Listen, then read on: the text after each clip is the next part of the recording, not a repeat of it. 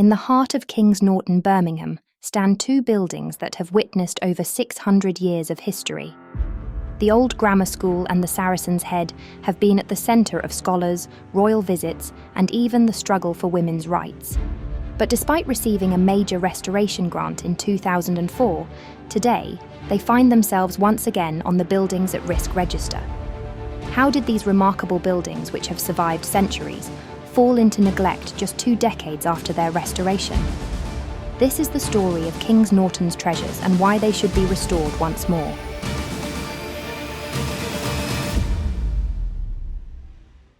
To understand the significance of these buildings, we must go back to the 15th century. The old grammar school was originally built as a priest's house, probably for St. Nicholas Church, which is next door. Across the road is the Saracen's Head, a timber-framed house built around the same time for a wealthy wool merchant, Humphrey Rotsey. Together, the three buildings form St. Nicholas's Place, which is Birmingham's largest collection of Tudor buildings. The wool merchant's house later became the property of the local bailiff, and on the night of the 10th of July, 1643, he received a royal visitor. The English Civil War had broken out the year before, and King Charles I was quickly running out of money. His French wife, Queen Henrietta Maria, had gone to Europe to sell and pawn some of the royal crown jewels to raise funds for her husband's army. When she returned from Holland, she landed in Bridlington and then travelled down the country through Walsall to meet up with the king at Oxford. Before arriving there, however, she stopped at the Royalist army base in Kings Norton with 3,000 horsemen and 30 companies of foot soldiers. The officers were billeted with the local people in the village, while the soldiers camped behind the church, which is why we have Camp Lane and the Camp Pub in the village today.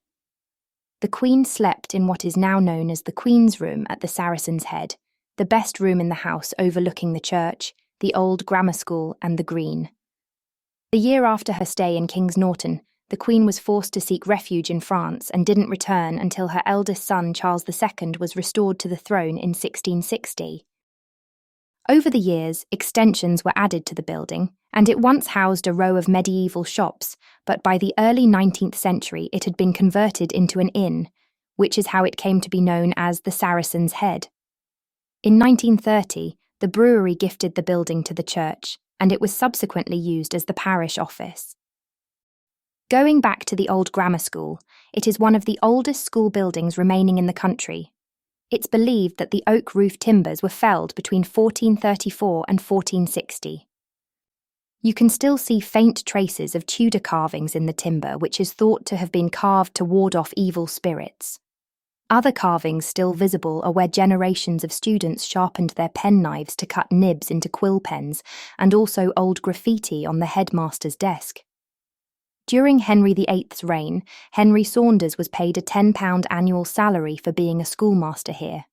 I don't know how they all squeezed in, but he taught 120 pupils in this small building.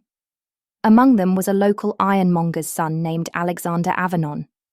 Whatever he learnt in the old grammar school encouraged him to be bold and brave. After finishing school, he walked to London to make his fortune. He prospered and became a very wealthy ironmonger, but his ambition didn't stop there. In 1569, he was elected Lord Mayor of London and was knighted by Queen Elizabeth I a year later. From being taught in this tiny school in Kings Norton to becoming one of the wealthiest knighted merchants must have made his teacher very proud.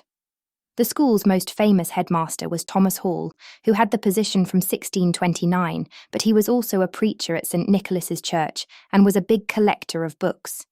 His legacy to the country was one of the largest libraries of the time, and it's now housed in Birmingham Central Library. There is actually a sign on the old grammar school which is dedicated to him. It says, "Thomas Hall B.D. Schoolmaster Preacher, Bibliophile taught here from 1629 to 1662. The grammar school eventually closed in 1875, as the inspectors were concerned about the suitability of the church burial ground as the children's playground. The pupils were temporarily taught in the former workhouse on the green until the new Kings Norton Village Board School opened on Pershaw Road South in 1878. After serving as a school for more than 300 years and shaping the minds of generations, the building eventually closed and fell into disrepair. In 1910, A new external staircase was added, and by 1914, the grammar school had been gifted to the church.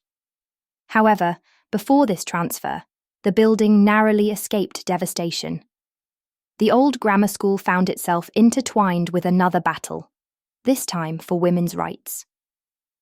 The suffragettes, fighting for the right to vote, often protested through acts of arson, targeting abandoned buildings to draw attention to their cause. Many arrests were made, and in April 1913, Emmeline Pankhurst stood trial at the Old Bailey for property damage and inciting others to commit similar acts.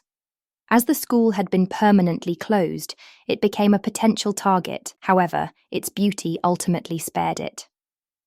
On the 5th of April 1913, the school was unlocked because someone had noticed 2 windows had been forced open round the back. Once inside, a note was discovered on a blackboard which read, "2 suffragists have entered here but, charmed with this old-world room, have refrained from their design of destruction." After years of further decay, the tables turned when the old grammar school and the Saracen's Head were nominated for the BBC programme Restoration. This show allowed the public to vote on which historic building should receive the funding, and I can actually remember watching this particular episode. They won, and it was great to see viewers recognise the historical value of these buildings. As a result, a £4.3 million restoration project was completed in 2008. For a time, they flourished, hosting community events, historical exhibitions and educational programmes, and it seemed that the beautiful structures had been secured for future generations. But history, as we know, has a way of repeating itself. Despite the millions spent on restoration, high running costs forced the closure of the buildings in 2022. By 2024, the old grammar school and Saracen's Head had once again been placed on the Buildings at Risk register, and it raises an important question. If a site can survive 600 years, multiple wars, and societal upheavals, why can't it survive modern neglect? But all is not lost. Recently, Historic England has stepped in once more, providing another grant aimed at saving these structures from complete deterioration. While this is a promising step, many wonder, will history repeat itself again in another 20 years? Or will we finally give these buildings the lasting care they deserve? The old grammar school and Saracen's Head are not just buildings. They are living history books, holding stories of kings, queens, revolutionaries, and ordinary people who shaped the past. Their fate now lies in the hands of those who recognise their value. Will they be saved once more, or will they be lost to time? Let us know your thoughts in the comments below, and if you believe in preserving history, don't forget to like, subscribe, and share this story. Thank you for watching. See you next time.